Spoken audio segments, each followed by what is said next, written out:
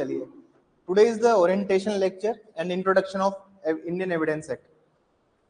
देखिए, जैसा मैं यहाँ पढ़ाऊंगा, अब रेदर मैं आपको इतना थोड़ा सा डिफरेंस बता दूं। तो जो फाउंडेशन वाला बैच होगा उसमें अराउंड 70 to 80 क्लासेस है एविडेंस की। यहाँ पे इतने नहीं है, लेकिन यहाँ पे 40 to 50 प्लस लेक्चर्स होंगे एविडेंस के। मतलब आज ये एविडेंस स्टार्ट हो रहा है तो it will long till mid of the सितंबर के मिड में ही खत्म होगा। और आज एविडेंस का फर्स्ट लेक्चर है, तो हम लोग एविडेंस के रिगार्डिंग समझते हैं कि एविडेंस क्या है। और एविडेंस एक्ट आप देखेंगे, एविडेंस एक्ट सिविल में भी आता है और क्रिमिनल में भी कंसिडर होता है। दोनों एक्ट्स में सिविल हो या क्रिमिनल, दोनों में आता है। अब ये सवाल हमारे सामने आता है कि सर जैसे एपीओ का बैच है और एपीओ की क्लासेस हैं, तो क्या उसमें जो सिविल पोर्शन है एविडेंस का, तो क्या उसको पढ़ना है? पढ़ना सब कुछ है, पढ़ना सब कुछ है। आंसर बहुत सिंपल है, पढ़ना सब कुछ है। एपीओ की हमारी जो सीरीज चल रही है उसमें SC/ST एक्ट खत्म हो चुका है अब तक, और आज एविडेंस स्टार्ट हो रहा है। आज सिर्फ इंट्रोडक्टरी लेक्चर है और ये क्लास ज्यादा लंबी भी नहीं होगी, सिर्फ इंट्रोडक्शन के ऊपर है। मैं जब एविडेंस की बात करता हूं तो एविडेंस का मतलब क्या? साक्ष्य। अब तो सर नया एक्ट आ चुका है, ठीक है, भारतीय साक्ष्य अधिनियम, लेकिन हम एविडेंस को थोड़ा सा इन डिटेल समझेंगे और एविडेंस की थोड़ी सी पेक्युलरिटी के बारे में बात करेंगे कि एविडेंस का क्या यूज है, एविडेंस किस तरह से कार्य करता है, एविडेंस का क्या इस्तेमाल होता है कोर्ट्स में, एविडेंस क्यों इंपॉर्टेंट है और एविडेंस को आप कितना टफ पूछ सकते हैं। देखिए, एविडेंस में मेनली जो सवाल पूछा जाता है मेंस में, वो सवाल पूछा जाता है इलस्ट्रेशन से। इलस्ट्रेशन जो है वो थोड़ा दुखी करते हैं। एविडेंस एक ऐसा सब्जेक्ट है जिसमें आपको इलस्ट्रेशंस पे कमांड होनी चाहिए, मतलब कंसेप्चुअल तो क्लियरिटी आपकी होनी ही चाहिए। उसके साथ ही साथ कुछ टॉपिक्स ऐसे हैं जहां पे लेटेस्ट केसेस आपको पता होने चाहिए, जैसे एडमिसिबिलिटी ऑफ इलेक्ट्रॉनिक रिकॉर्ड। जो इलेक्ट्रॉनिक रिकॉर्ड है सेक्शन 65B, उसके ऊपर अभी क्या जजमेंट चल रहे हैं।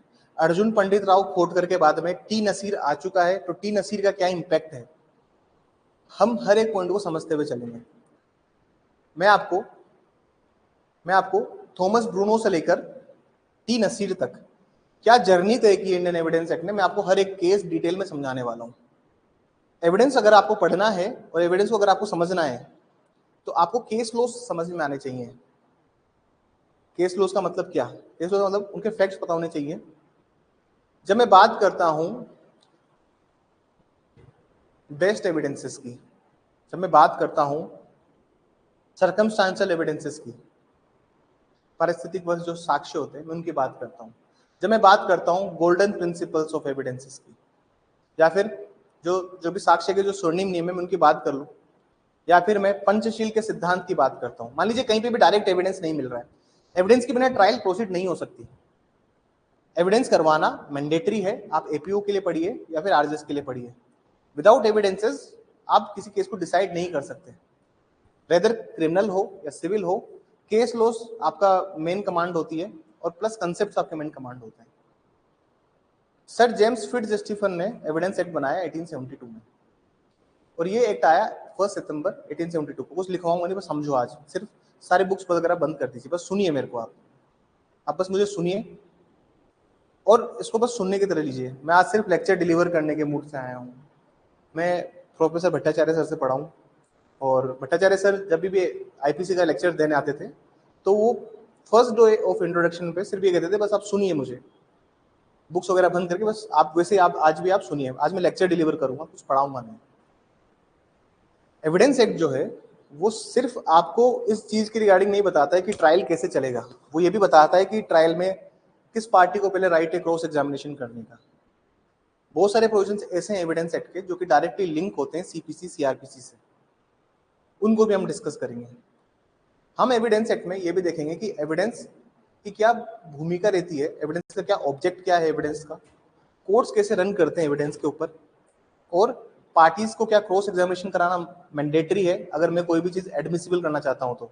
मुझे मान लीजिए एक साक्ष्य को ग्राह्य करना है, जैसे मान लीजिए ये एक बुक ऑफ अकाउंट है। क्या ये बुक ऑफ अकाउंट? केस इसलिए फाइल हो रखा है कि दुकान में किसी ने 420 करी है, ठीक है, दुकान में किसी ने क्रिमिनल ब्रीच ऑफ ट्रस्ट भी किया है। अब ये बुक्स ऑफ अकाउंट के अंदर सारी चीजें डिटेल में दी हुई है। मान लीजिए कोर्ट में केस फाइल हो गया है, ठीक है, क्रिमिनल ब्रीच ऑफ ट्रस्ट का कोई केस फाइल है शॉप के अंदर, और शॉप के रिगार्डिंग ये केस फाइल है, सामने वाली पार्टी के एविडेंसेस नहीं रिकॉर्ड हो रहे हैं। कैसे? एक बहुत सिचुएशन बताता हूं जो ट्रायल में हम लोग फील करते हैं।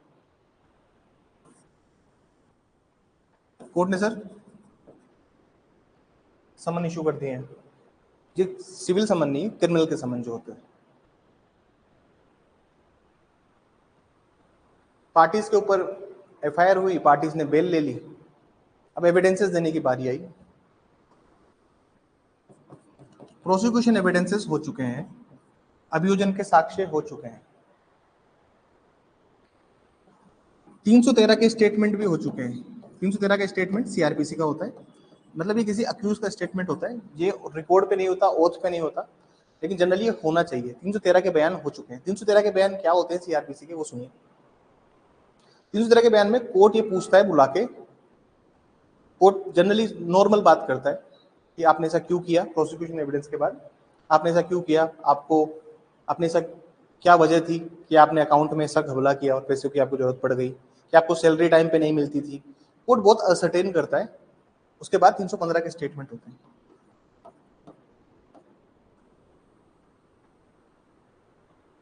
इस अक्यूज के बयान हो चुके हैं, लेकिन मान लीजिए कोई विटनेस है और कोई प्राइम विटनेस है, कोई मुख्य साक्षी है और वो आया नहीं कोर्ट के अंदर, वो कोर्ट के अंदर आ नहीं रहा और उसका क्रॉस एग्जामिनेशन नहीं हो रहा है। अब जब उसका क्रॉस नहीं होगा तो एविडेंसेस कैसे रिकॉर्ड होंगे? मान लीजिए कोई विटनेस नहीं आ रहा कोर्ट में, समन इशू हो गया, वारंट इशू हो गया, वो नहीं आ रहा कोर्ट में, तो क्या कोर्ट ट्रायल रोक देगा? क्या कोर्ट ट्रायल को होल्ड पे डाल देगा? नहीं डालेगा। तो कोर्ट उसके बिना भी प्रोसीड करेगा। अगर कोर्ट चाहता है उसके खिलाफ कोई कार्रवाई करना तो कार्रवाई करे, अदरवाइज ट्रायल को प्रोसीड कोर्ट करेगा। लेकिन मान लीजिए वो इतना प्राइम विटनेस है, अगर वो कोर्ट नहीं आएगा तो एविडेंसेस रिकॉर्ड नहीं हो पाएंगे और केस कंक्लूड नहीं हो पाएगा, मतलब उसके बिना केस फाइनल नहीं हो सकता। तो एक बात आप हमेशा याद रखिए कि कोई भी एविडेंस ऑन रिकॉर्ड जब तक नहीं होता, जब तक उसका क्रॉस एग्जामिनेशन ना हो। सिविल में एग्जामिनेशन चीफ होता है एफिडेविट के ऊपर, ऑर्डर 18 रूल 4, जो लोग क्लास ले रहे हैं अभी सीपीसी की, उनको ये बात भली बात है। ऑर्डर 18 रूल 4, जो आपका एग्जामिनेशन चीफ होता है, आपकी जो मुख्य परीक्षा है वो किसके ऊपर हो रही है सर? एक एफिडेविट के ऊपर होती है, शपथ पत्र के ऊपर हो जाती है, और ये 2002 के अमेंडमेंट के बाद से इसको एड किया गया। लेकिन जब हम बात करते हैं क्रिमिनल केसेस में, तो क्रिमिनल केसेस में जो एविडेंसेस होते हैं वो पुलिस रिकॉर्ड करती है 161 के बयान में। लेकिन जब एग्जामिनेशन का टाइम आता है तो विटनेस को फिर से आना है। मान लीजिए किसी का क्रॉस नहीं हुआ है,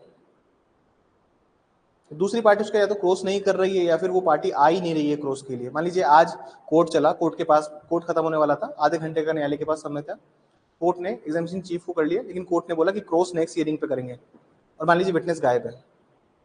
जिसने एग्जामिनेशन चीफ दिया, मान लीजिए मैं हूँ विटनेस, मैंने एग्जामिनेशन चीफ दिया और मैं नेक्स्ट तारीख पे नहीं आया और मैं प्राइम विटनेस हूँ, तो क्या कोर्ट मेरे स्टेटमेंट पे पूरा केस डिसाइड कर देगा? कभी नहीं। राइट ऑफ क्रॉस एग्जामिनेशन जब तक नहीं होगा, कोई भी एविडेंस ऑन रिकॉर्ड नहीं आएगा। केसेस कैसे चल रहे हैं, क्या चल रहे हैं, एविडेंस हर चीज के रिगार्डिंग बात करता है। एविडेंस इनके रिगार्डिंग बात होता है कि कौन सा फैक्ट सुसंगत है, कोर्ट के पास क्या शक्तियां हैं। जैसे हम बोल देते हैं कि आप सीपीसी में जाएंगे तो 151 में आपके पास इनहेरेंट पावर है, आप सीआरपीसी में जाएंगे तो आपके 482 है। लेकिन कोर्ट के पास में एक और पावर होती है। कौन सी पावर होती है सर? 165। Very good. कोर्ट चाहे तो रिलेवेंट, चाहे तो इररिलेवेंट, किसी भी बात पर कोर्ट सवाल पूछ सकता है थ्रू द पार्टीज। चाहे बात सुसंगत हो या विसंगत हो, न्यायालय अगर चाहेगा तो उस बात पे सवाल पूछ लेगा। एविडेंस के कुछ गोल्डन रूल्स होते हैं, हम उनको भी समझते हैं। लिखवाऊंगा मैं सारा, जितना भी मैं पढ़ाऊंगा लिखवाऊंगा। तुम बस सुनते चलिए, आज लेक्चर में कुछ करने का नहीं है, सिर्फ सुनने का है।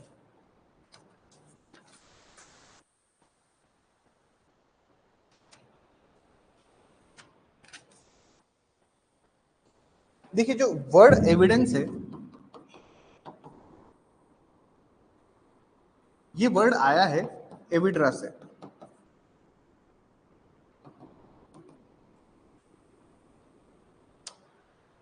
इसका मतलब होता है टू नो समथिंग, मतलब किसी भी चीज को जानना।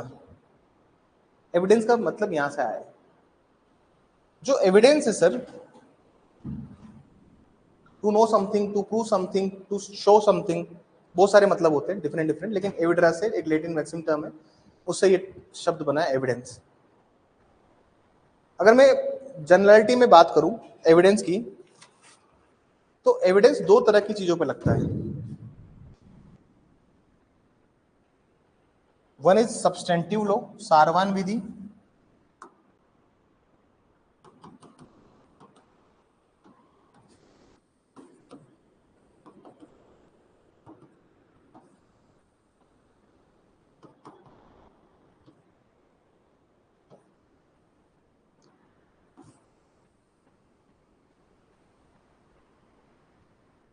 सब्सटेंटिव लॉ मतलब मूल विधि, इसको मूल विधि कहते हैं, सारवान विधि कहते हैं, बहुत सारे नाम है इसके।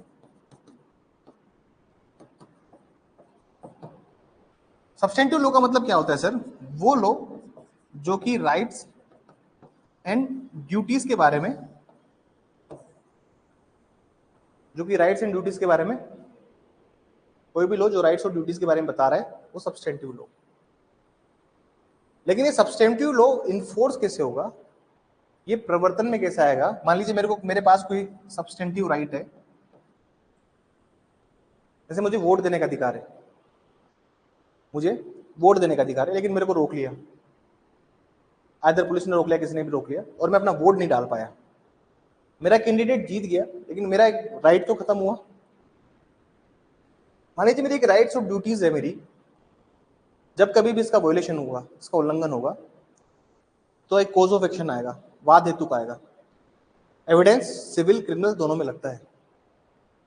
लेकिन ये जो मूल विधि है, जो मेरे राइट्स एंड ड्यूटीज है, इनको मैं इन्फोर्स कैसे करूंगा, इनको लागू कैसे करूंगा, इनका प्रवर्तन कैसे होगा, मुझे वो कौन बताएगा sir?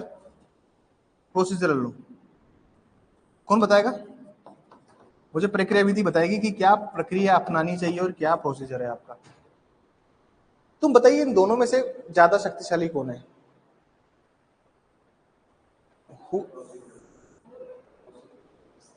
Substantive law. Substantive law is way more powerful than the procedural law. देखिए, आपको अगर न्याय करना है कोर्ट के अंदर, if you really want to do justice in the court, तो आप प्रोसीजर को इतना फॉलो नहीं करते। प्रैक्टिकलिटी में हम बहुत सारी चीजें देखते हैं, जैसे 30 दिन के अंदर रिटन स्टेटमेंट फाइल हो जाना चाहिए, लेकिन होता है? एडिशनल 60 दिन मिलते हैं, टोटल 90 दिन होते हैं। अमेंडमेंट की एप्लीकेशन अब 14 दिन में आपको अमेंडमेंट कर देना है। Once the application has been approved, 14 दिन के अंदर आपको अमेंडमेंट करना है। क्या होता है ऐसा? सिर्फ एक चीज है जो कि बहुत स्ट्रिक्टली फॉलो की जाती है प्रोसीजरल लॉज के अंदर, वो है सेक्शन 3 में लिमिटेशन एक्ट के अंदर, सूट तो टाइम पे ही फाइल होगा, उसका कोई इफ एंड बट नहीं है। सॉरी, बहुत से बच्चे टाइप देते हैं ऑर्डर 7 रूल 6 का, लेकिन ऑर्डर 7 रूल 6 तभी काम आता है जब आपने लिमिटेशन एक्ट में या तो एक्सेप्शन या एक्सक्लूजन या तो अपवाद या अपवर्जन का इस्तेमाल किया हो और आपको उसको प्लेंट में लिखना हो। एविडेंस एक्ट हर चीज के बारे में बात करता है। एक सवाल आपके सामने,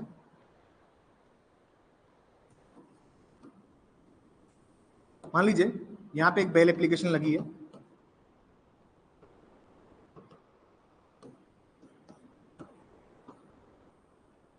यहाँ पे आपने प्रेयर भी लिख दी है कि क्या होना चाहिए कि मुझे बेल ग्रांट की जाए। इसके साथ में ये क्या लगाएगा सर? एक शपथ पत्र पे क्या लगाता है?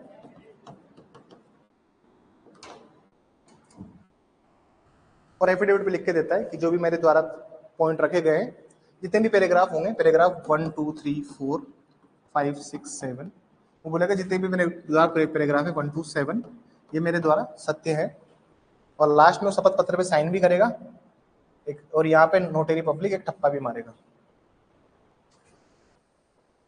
पर सवाल यह है कि एविडेंस एक्ट के ऊपर, सुनिएगा बात, एविडेंस एक्ट के ऊपर तो एफिडेविट काम ही नहीं करता। मतलब अगर एविडेंस एक्ट जहाँ पे भी लगेगा वहां पे एफिडेविट का कोई रोल नहीं है। सेक्शन 1 आप लोग लाए एविडेंस का वेरिटास, जो लाए वो देख लीजिए। सेक्शन 1 में लिखा हुआ है कि एविडेंस कहाँ नहीं अप्लाई होगा, एफिडेविट के ऊपर। तो फिर आप हर चीज को एफिडेविट पे क्यों ले रहे हैं?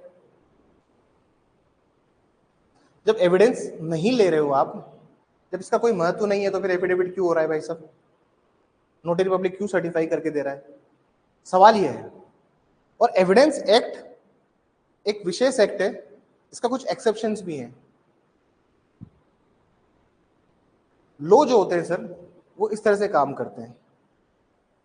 एक और बात जो हम धीरे धीरे क्लास में समझेंगे, सारी चीजों को इन डिटेल समझेंगे।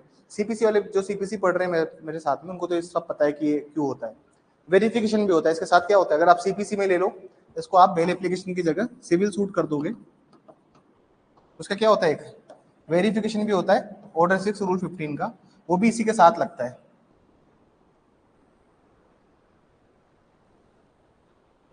ऐसा क्यों होता है आने वाली क्लासेस में हम समझेंगे। अपार्ट फ्रॉम इट हम ये भी जानेंगे कि लॉज कितने टाइप के होते हैं।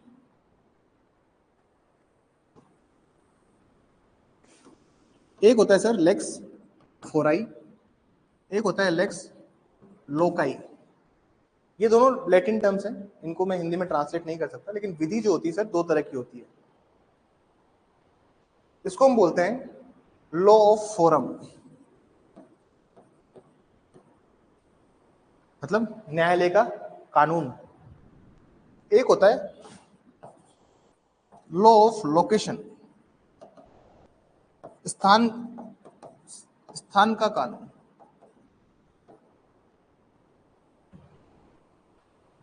Law of forum, law of location, lex fori, lex loci. Evidence act क्या है? लॉ ऑफ फोरम, न्यायालय का कानून है। फोरम मतलब न्यायालय, जो भी फोरम के सामने आप, जैसे कहते हैं ना कि प्रॉपर फोरम के सामने जाइए, मतलब प्रॉपर कोर्ट के सामने जाइए। मान लीजिए मैंने गलत कोर्ट में सूट फाइल कर दिया है, तो मुझे कोर्ट क्या कहेगा कि go before the proper forum.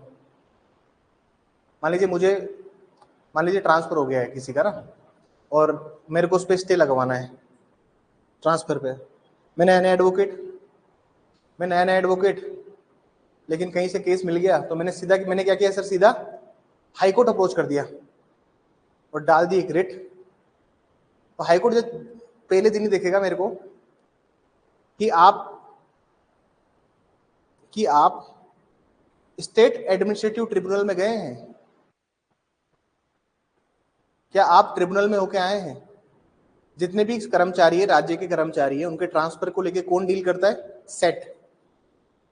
क्या आप वहां गए स्टेट एडमिनिस्ट्रेटिव ट्रिब्यूनल के अंदर इस डिस्प्यूट को लेके, और आप नए नए एडवोकेट नहीं सर, तो फिर आपको कह सकते हैं कि सर प्रॉपर फोरम में जाइए।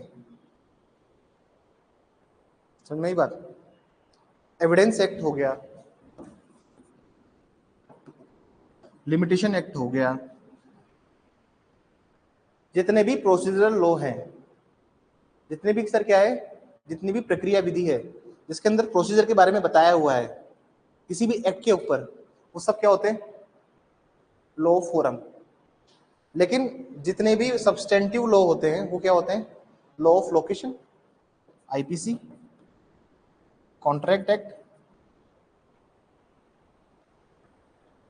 बेसिक सिद्धांत समझिए, ज्यादा मैं बहुत भगाऊंगा नहीं आज, मैं आज बहुत रिलैक्स मूड में पढ़ाऊंगा। अब नेक्स्ट 1-1.5 महीना आपको मुझसे पढ़ना है। यू हैव टू बियर मी। कर लेंगे सर, हाँ सह लेंगे थोड़ा। नेक्स्ट 40 to 50 क्लासेस सिर्फ एविडेंस की होगी, और सीआरपीसी की नेक्स्ट वीक से क्लास स्टार्ट हो जाएगी, जो कि 70 to 80। अभी एक्सरसाइज चल रहा है, उसमें एक्सरसाइज 5-7 क्लास और लेगा, जैसे वो खत्म हो जाएगा फिर हम इस पे आ जाएंगे, ठीक है। जैसे एक बार मेंस हो जाएगा तो फिर हिंदी इंग्लिश की क्लासेस, आईपीसी क्लासेस हो जाएगी। तो लेकिन जब तक आप शांति से पढ़िए, बस पढ़ाई नहीं रुकनी चाहिए। The show must go on. Lex loci lex fori, ये समझ में आई ये कहानी। आगे की और कहानी सुनिए। भारत में एविडेंस एक्ट के कुछ ऑब्जेक्ट्स भी दिए हुए हैं, कुछ उद्देश्य हैं एविडेंस एक्ट के। पहला उद्देश्य क्या है सर, कि जो भी प्रोसीडिंग्स चल रही है कोर्ट के अंदर, न्यायालय में के समक्ष जो भी प्रक्रिया चल रही है, उस प्रक्रिया को क्या करना है सर, प्रोटेक्ट करना है। क्या करना है, प्रोटेक्ट। मतलब जितनी भी प्रक्रिया चल रही है न्यायालय के समक्ष, उसको संरक्षित करना है। जैसे मान लीजिए मैं सिविल जज लगा हुआ हूं देहरादून में,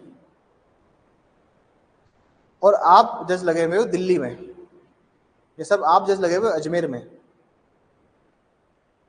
अगर हमारे कानून अलग अलग होंगे ना सर, तो सबसे पहले मैं आते ही क्रॉस एग्जामिनेशन करवा रहा हूँ। मैं क्या कराऊंगा सबसे पहले, क्रॉस एग्जामिनेशन। मैं देहरादून में क्रॉस एग्जामिनेशन करा रहा हूँ, आप सबसे पहले एग्जामिनेशन चीफ करा रहे हो, आप एविडेंसेस ऑन रिकॉर्ड ही नहीं ले रहे हो, या कौन सा फैक्ट रिलेवेंट है कौन सा फैक्ट रिलेवेंट नहीं है, आप सब पे जजमेंट दे रहे हो।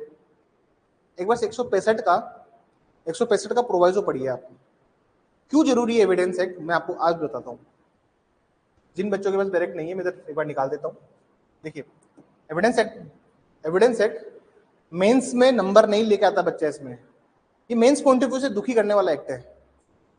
बाकी लिखने किस लिए, इसमें शब्द आप कुछ भी नहीं लिख सकते। एविडेंस में you have to be very particular, जो भी आप चीजें चूज कर रहे हो उसके रिगार्डिंग। आप ऐसा कैसे नहीं कुछ भी आए और आपने यहाँ लिख के चले गए। मैं आपको सेक्शन 165 दिखाता हूँ।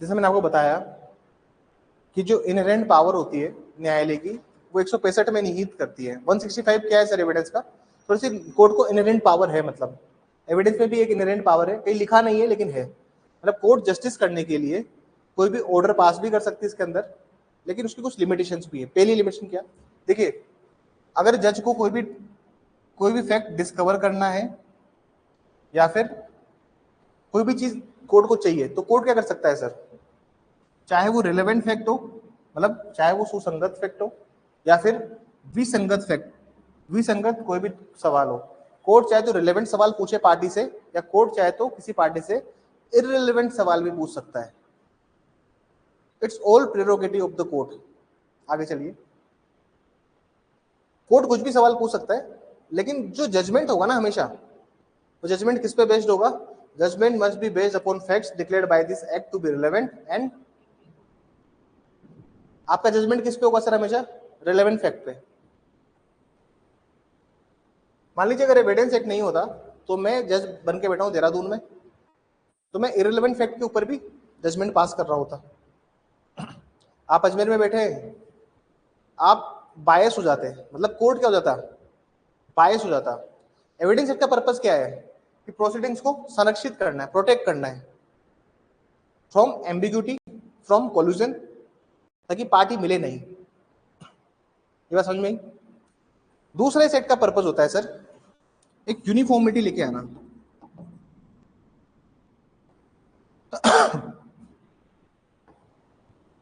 एक समानता लेके आना, एक समानता लेके आना, यूनिफॉर्म लेके आना, प्रोसीडिंग्स को यूनिफॉर्म करना। ये भी किसका रोल है सर, एविडेंस एक्ट का। प्रोसीडिंग्स में जब यूनिफॉर्म होगा तभी तो प्रोटेक्ट होगी। आपकी क्या प्रोसीडिंग चल रही है, इधर क्या प्रोसीडिंग चल रही है, कौन बताएगा, कौन उसकी रक्षा करेगा, एविडेंस एक्ट। थर्ड पॉइंट देखिए, प्रोसीडिंग्स में क्या आनी चाहिए सर, सर्टेनिटी आनी चाहिए, मतलब निश्चितता होनी चाहिए। जितनी भी प्रोसीडिंग्स आप करो वो निश्चित होनी चाहिए कि पहले एग्जामिनेशन चीफ, फिर क्रॉस, फिर री। एविडेंसेस जो दिए जा रहे हैं, एविडेंस ऑन रिकॉर्ड दिए जा रहे हैं। मैं एक केस भी डिस्कस करता हूं आप लोगों के साथ में, और कुछ कुछ प्रोविजंस भी मैं डिस्कस करता हूं।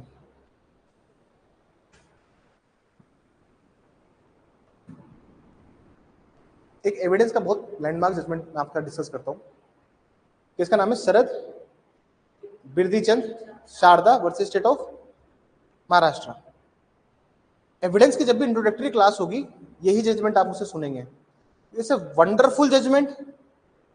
इस जजमेंट को बोला जाता है पंचशील सिद्धांत। क्या बोला जाता है? और ये पंचशील सिद्धांत किसके लिए है? सर्कमस्टांशियल एविडेंसेस के लिए है, मतलब परिस्थितिपूर्ण जितने भी साक्ष्य हैं उसके ऊपर।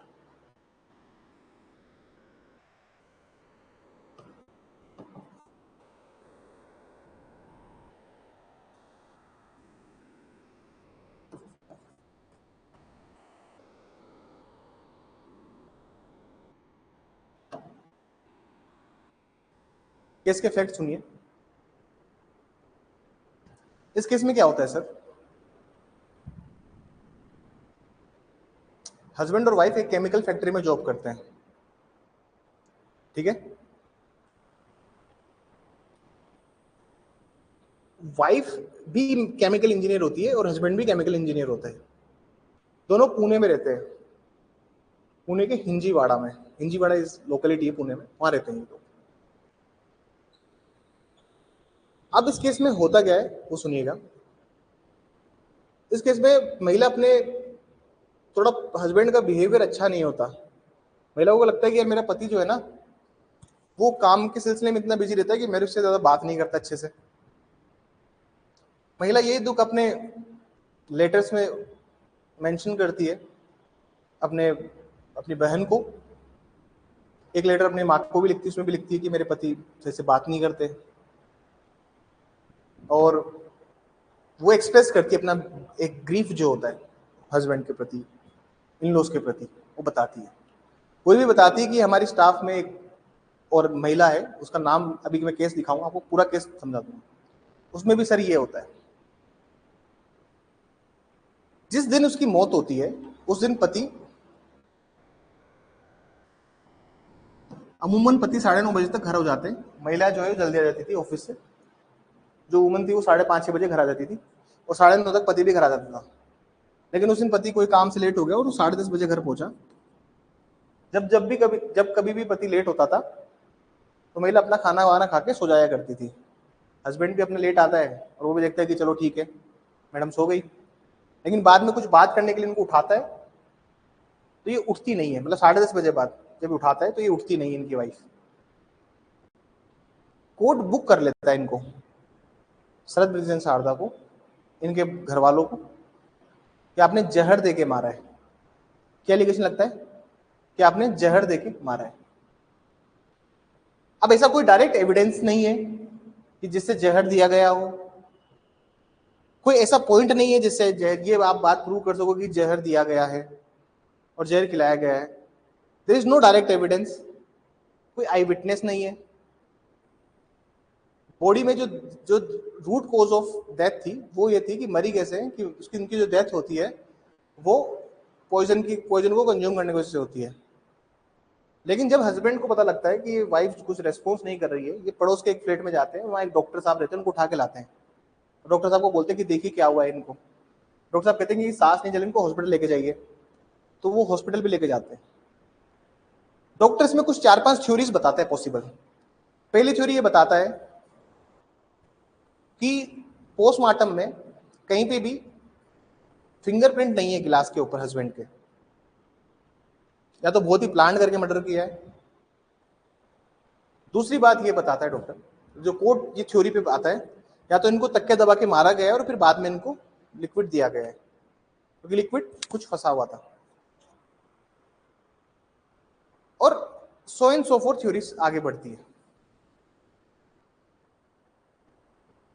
फिर कोर्ट ये रिलाय करता है कि जहां पे भी कोई डायरेक्ट एविडेंसेस नहीं है तो कोर्ट कुछ प्रिंसिपल्स प्रतिपादित करता है इस पूरे मामले में।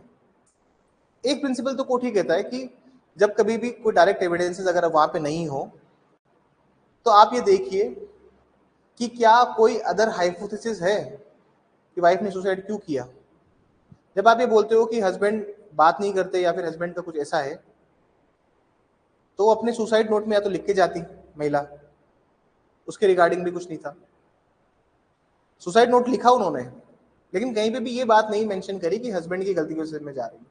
तो सारी जगह एक ही बात लिखी कि मैं बहुत डिप्रेशन में हूँ और मेरे को बहुत ठीक नहीं लग रहा है लाइफ में जो भी हो रहा है।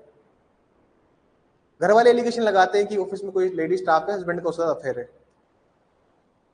लेकिन कोर्ट अल्टीमेटली उनको अक्विट कर देता है। और कोर्ट कुछ प्रिंसिपल्स भी लिखाता है जो मैं आपको later on further on class में लिखाऊंगा। आज सिर्फ इंट्रोडक्टरी लेक्चर है, हम लोग धीरे धीरे इसको करेंगे। देखिए, एपीओ को अचीव करना 1 से 2 महीने की, लास्ट कोई बच्चा सोचे कि मैं अक्टूबर के बाद पढ़ाई करूंगा, तो सर वो बहुत hard to impossible to achieve चीज़ है वो, ये बात आप ध्यान रखिए। अगर आपको एग्जाम निकालनी है तो आपको अभी से ही सिस्टमेटिक अप्रोच के साथ तैयारी स्टार्ट करनी होगी। हर दिन पढ़ेंगे और हर दिन अपने आंसर राइटिंग में काम करेंगे तो एग्जाम निकल जाएगा एपीओ। एपीओ निकालने के उद्देश्य से अगर आप आए हो यहाँ पे, तो वही उद्देश्य रखना, एपीओ क्रैक करना है और अल्टीमेटली गोल भी वही है कि एपीओ निकालना है। इस केस में जो कोर्ट ने बोला, मैं आपको एक केस दिखाता हूँ, और कोर्ट ने भी ये भी बोला कि जब भी किसी की डेथ होती है जहर खाने की वजह से, तो वहां पे 4 चीजें आपको देखनी होगी। अभी आप देखिए,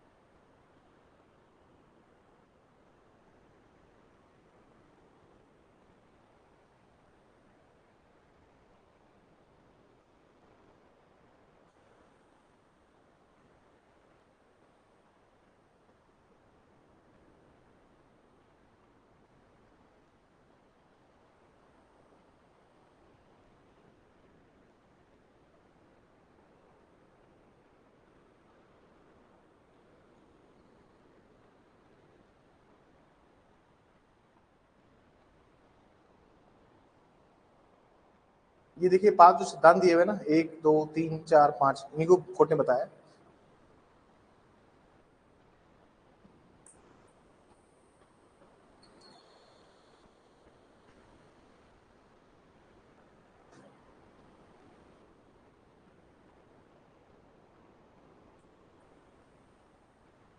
देखिए, कोर्ट ने अलग अलग हाइपोथेसिस बताई है। कोर्ट ने जो पहली थ्योरी बताई, मैं इसको थोड़ा जूम कर देता हूँ। जूम वाला ऑप्शन कहाँ गया?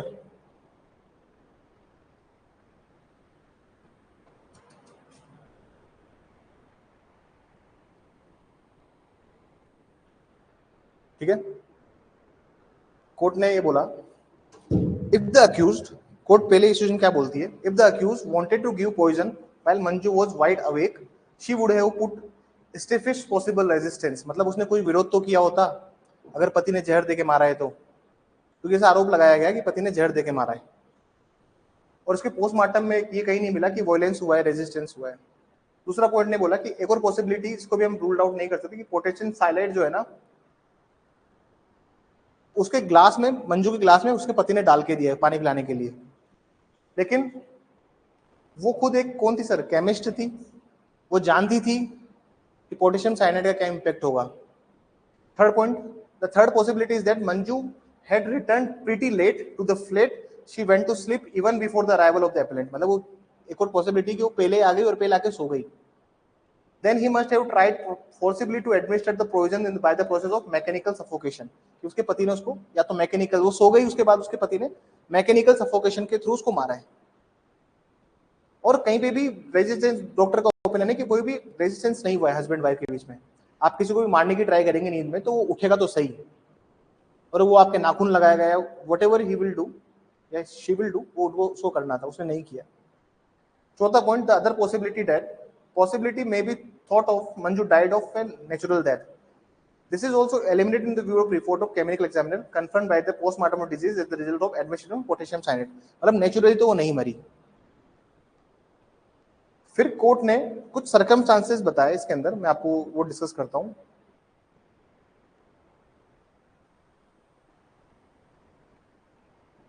वो सर्कमस्टांसेस मैं आपके साथ डिस्कस करता हूँ।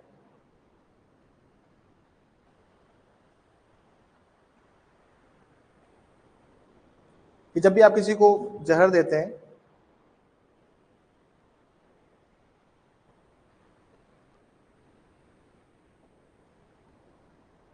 उसका क्या इम्पैक्ट होता है।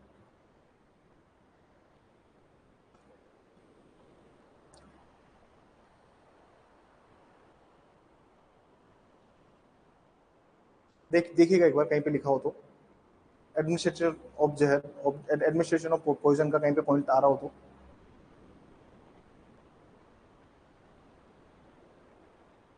मैं आपको पॉइंट दिखा देता हूँ अभी।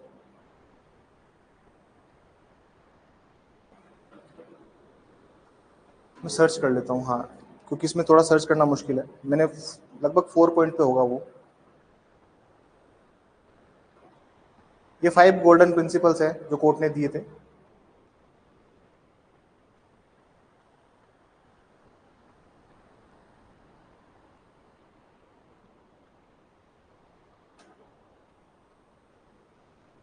एक बार मैं देख लेता हूँ, आपको मैं फोन पे का सर्च करके बता देता हूँ, आप इसको पढ़िए तब तक।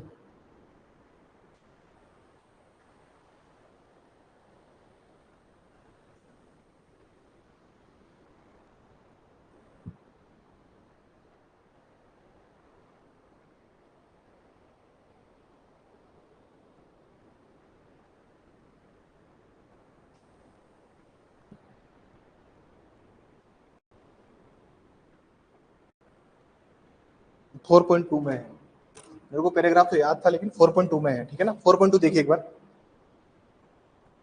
देखिए एविडेंस को, there is a different way to read the evidence.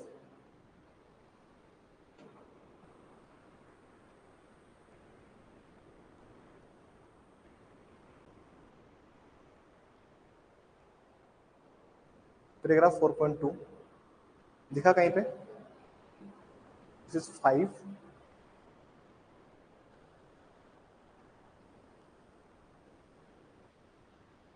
4.2 में दिया हुआ है, ठीक है ना सर।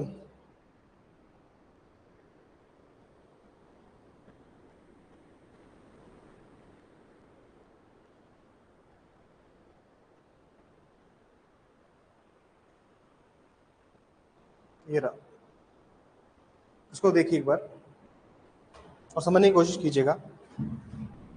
सर जब भी किसी को पॉइजन दिया जाता है और जब भी कोई केस हो आपके सामने जिसमें सवाल ये है कि क्या पॉइजन दिया गया है या नहीं दिया गया है, कुछ पॉइंट्स आपको बिल्कुल क्लियर होने चाहिए।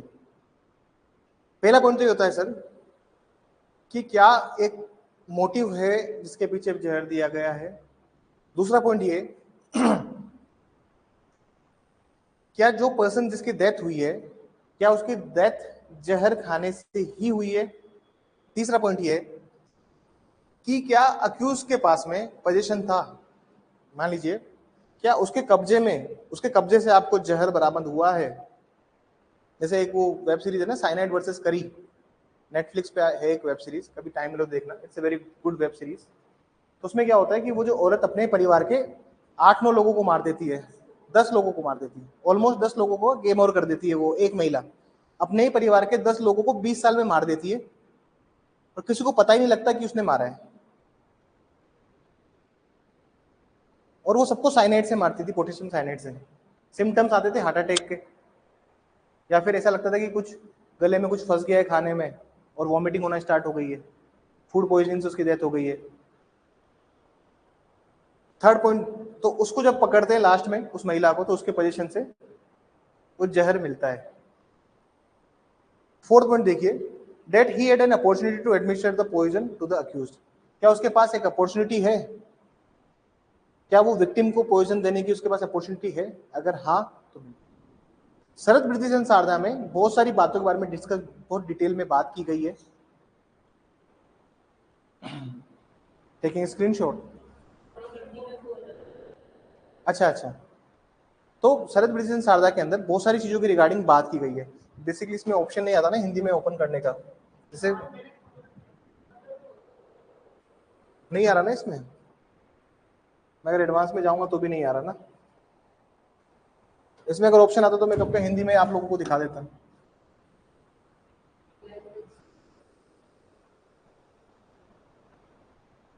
चलिए, तो एविडेंस का क्या रोल है, क्यों एविडेंस को हम हर टाइम पे हर पॉइंट पे देखते हैं कि क्या एविडेंसेस हैं।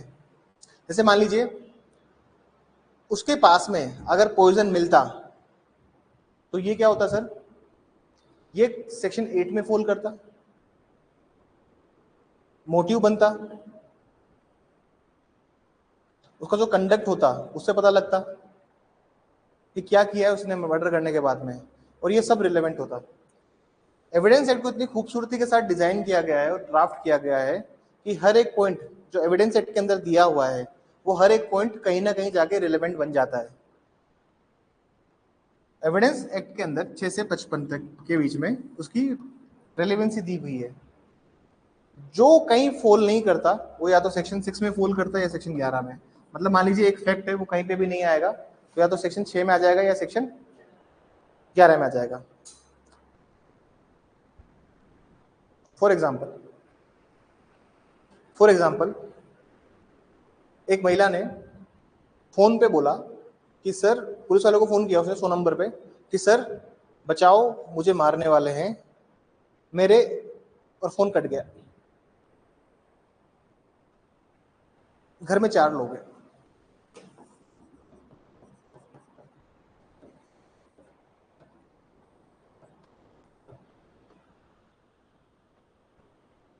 नेक्स्ट डे महिला की लाश मिलती है, जब या फिर कुछ घंटों बाद जब पुलिस पहुंचती है, आधे घंटे बाद पुलिस पहुंचती है, तो पुलिस को भी नंबर ट्रेस करना पड़ेगा ना, उसका एड्रेस तो बताया नहीं था उसने। सर बचाओ मुझे मारने वाले हैं मेरे, जैसे उसने मेरे बोला तो मतलब फैमिली मेंबर, मतलब एक फैक्ट ऐसा था। और जब पुलिस घर गई तो घर पे ताला लगा हुआ था। ये चारों लोग ऐसे बोल रहे हैं कि मैं घर पे, हम घर पे हैं ही नहीं, हम तो शादी में गए हुए हैं सुबह से, हम तो रात में 12 बजे आने वाले थे, लेकिन पुलिस का फोन आया तो हमें 8 बजे आना पड़ा।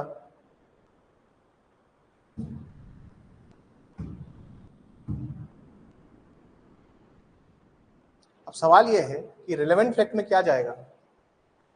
उसने कह दिया कि मेरे, उसने बोला ना सर बचाओ मुझे मारने वाले हैं मेरे, और उसके बाद फोन डिस्कनेक्ट हो गया।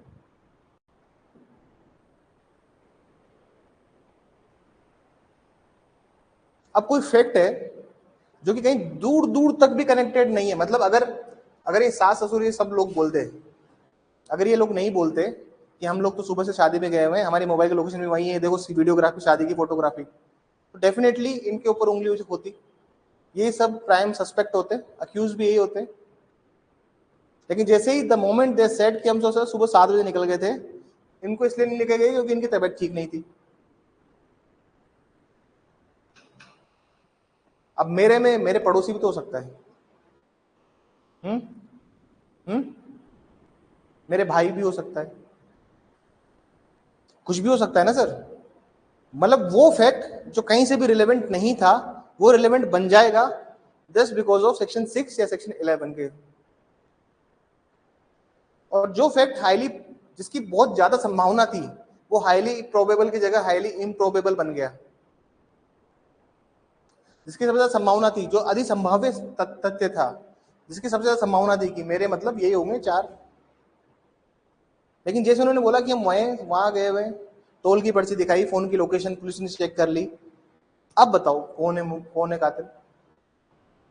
तो मेरे के बाद में जितने भी शब्द हो सकते हैं ना, पुलिस ने सब लगा के इन्वेस्टिगेशन कर लिया, they are unable to find it.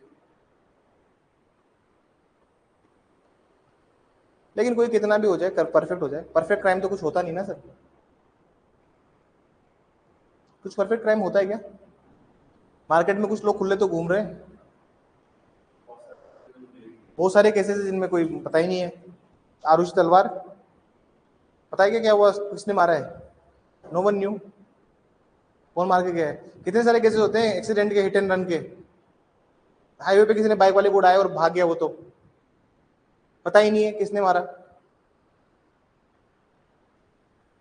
कितने लोग तो खून करके खुले घूम रहे हैं।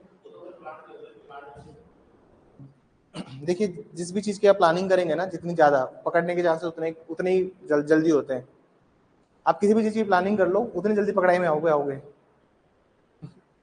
और जितने अनप्लान मर्डर होते हैं ना, उसमें पकड़ाई में आना मुश्किल होता है। जैसे एक कनपट्टी मार हुआ था अपने जयपुर में, पता कनपट्टी मार? वो सिर्फ लोगों को जो सो रहे थे फुटपाथ पे, उनको इसलिए मारता था, वो देखता था यहाँ मार के कि आंख की बाहर आती ही नहीं आती। वो तो एक पर्पस के लिए मारता था।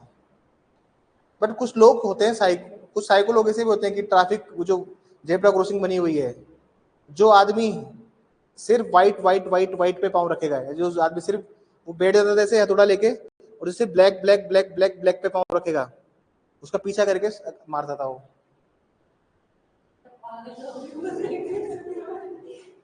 जो आदमी जितना परफेक्टली, मैं बता रहा हूं आपको, जो आदमी जितना प्लानिंग के साथ मर्डर करेगा, वो उतने जल्दी ट्रेसेस छोड़ेगा।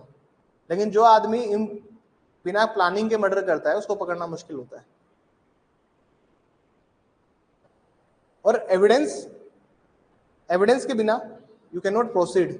आप एपीओ, और आप एपीओ बनेंगे तो आप बिना एविडेंसेस के चार्जशीट थोड़ी फाइल करने जाओगे। आप पुलिस को कहोगे ना भाई पहले एविडेंसेस ले आओ, वरना फिर जज ने 4 सवाल पूछ लिए चार्जशीट फाइल करते वक्त, मैं क्या जवाब दूंगा? क्या एविडेंसेस हैं? अगर सर्कमस्टांशियल एविडेंसेस पे भी आप जा रहे हो शरद ब्रिजेश शारदा में, तो कोई और थ्योरी नहीं होनी चाहिए इसके अलावा। मान लो, इसी केस की बात करता हूं मैं, जो महिला मरी W1, उसके इन-लॉज ने आरोप लगाया कि ये सब इनकी चाल है, ये अगर वहां गए तो फिर भी किसी ना किसी को बोल के गए होंगे, उन्होंने मरवाया है। समझ में आई बात?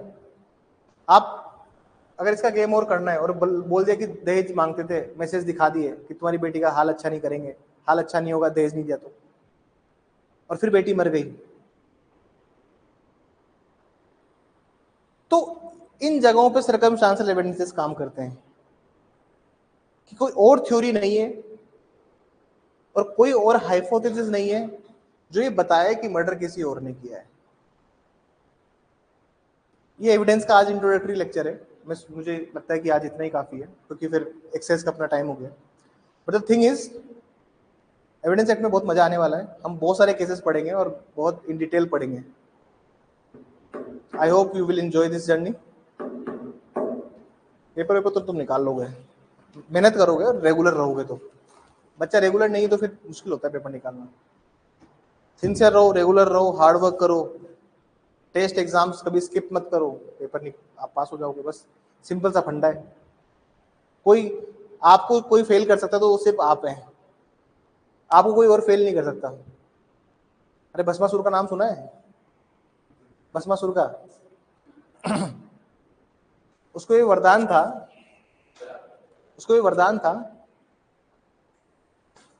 कि तुझे कोई मार नहीं पाएगा, तो जिस पे हाथ रख देगा ना वो खत्म है। तो सब परेशान हो गए उसके आतंक से।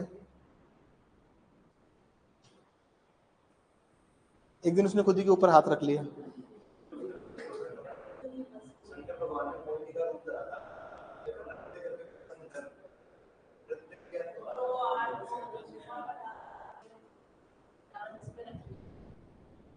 जैसे डांस करो मेरी तरह।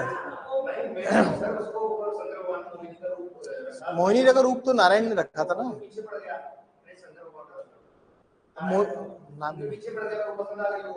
आधी अधूरी कहानी में चल रहे हैं सब लोग।